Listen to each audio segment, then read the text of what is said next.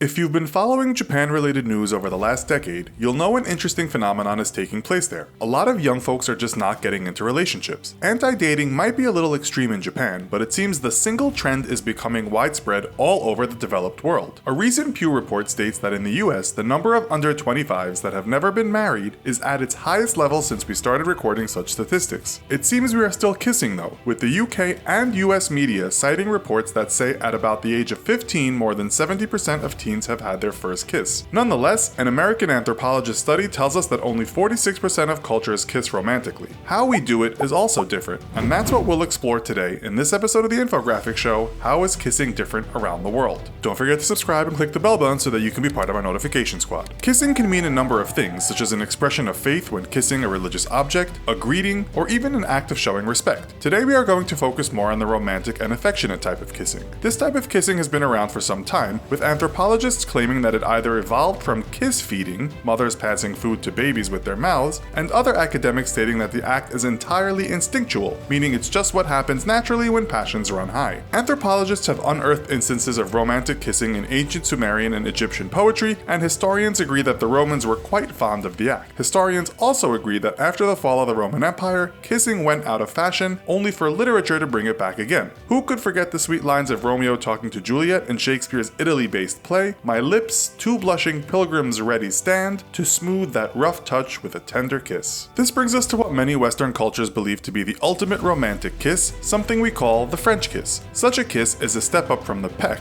the kiss with pursed lips. In the French kiss, the mouth opens and tongues touch. Also known as a deep kiss, it was actually first called a Florentine kiss. Here we can give the Italians some credit, again for their introduction of this intimate act. Some researchers say it was only until American and British troops fought in France in the early part of the 20th century that it was popularized in those nations. Apparently the Brits and the Americans were very impressed with this act of passion, and soon the amorous tete-a-tete could be seen on the silver screens all around the world. As we said earlier, many cultures don't have romantic kissing. A recent study of 168 cultures revealed that only 77 of them did indeed kiss the passionate way. At the same time, some cultures have their traditional methods of kissing, which are being replaced as a younger generation grows up in a more globalized environment. Such is the case in Thailand, a country where the record for the longest romantic kiss was performed. Guinness World Records reports that the kiss lasted 58 hours, 35 minutes, and 58 seconds. The couple beat 8 other couples in the kissing contest, including a rather energetic couple in their 70s. What's strange though about Thailand being the home of the longest kiss is that French kissing is relatively new in the country and still sometimes left out of relationships. Reading expatriate forums in Thailand, you can see that the sniff kiss confuses quite a lot of foreigners in the country. "My wife does this to me quite a lot and only in private," wrote one expat. But what is it? Apparently, the intimate gesture requires that you rest your closed lips on another person's cheek and with your nose also touching the cheek, take in a good sniff. One expat remarks that the kiss is really beautiful, much more delicate than the usual kiss. He also said he took it back to Europe and it worked a charm with the women there. Sniff kissing, or cheek kissing, is common in many Asian cultures. In fact, in 1897, anthropologist Paul Denjoy remarked that kissing lip to lip in some Asian cultures he studied was even seen as a form of cannibalism.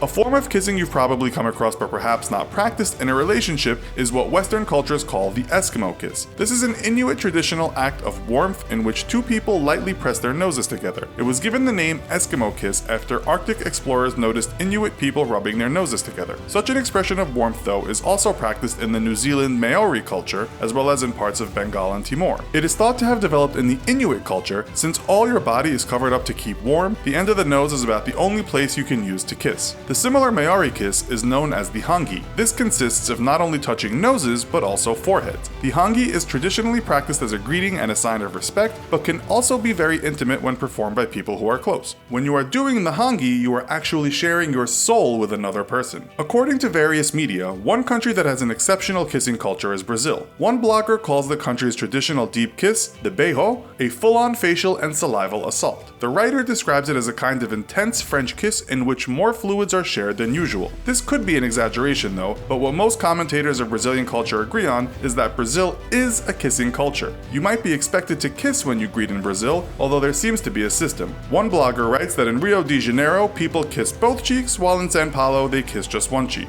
Cheek kissing, or air kissing the cheek, is common in many parts of the world, although not always do men do it to other men as a greeting. In the Arab world, you'll find that men kissing men as a greeting is very normal. Try that in the UK, and you might create an awkward moment, although just across the English Channel in France, men kissing men is quite ordinary. In Croatia, Bosnia, Serbia, and Montenegro, it is also quite common for men to kiss other men as a greeting, but again, do that in the United States, and the recipient of the kiss may feel a threshold has been crossed. As you'll already know from our other shows, such up-close affection is frowned upon in many parts of Asia, although find yourself at a high society party and things can soon change. In fact, in some Asian cultures there was no word for kissing until recently, such as in Japan where the English word is used, kisu. In China, if you were to kiss someone in public, you would certainly cause a lot of distress. For this reason, web forums are full of people asking if the Chinese actually kiss at all. Do they do it? Of course they do, although you should remember that this intimate act is reserved for private areas and only after you've formed a decent bond. In India, it was reported that in 2014, conservative folks marched in the streets as a protest against kissing. But India is the home of the Kama Sutra and ancient poems in Hindu texts describing the art of kissing. The India Times asked in one article how some people in India could be outraged over an act it practically invented. Therefore, kiss away in India, but be aware some people might not like it. In some cultures, there is no such thing as kissing. This includes sub-Saharan Africa, New Guinea, and Amazonian foragers, regions where anthropologists are yet to see an instance of a romantic kiss. In fact, many hunter-gatherer or nomadic cultures such as African tribes and Asian hill tribes do not have kissing. They might have ways to show affection though. According to one report, the oceanic kiss involves no touching at all, but passing your open mouth in front of someone else's open mouth. Some cultures actually view the act of procreation as merely work one must endure to keep the population healthy, so passion is not so much the norm.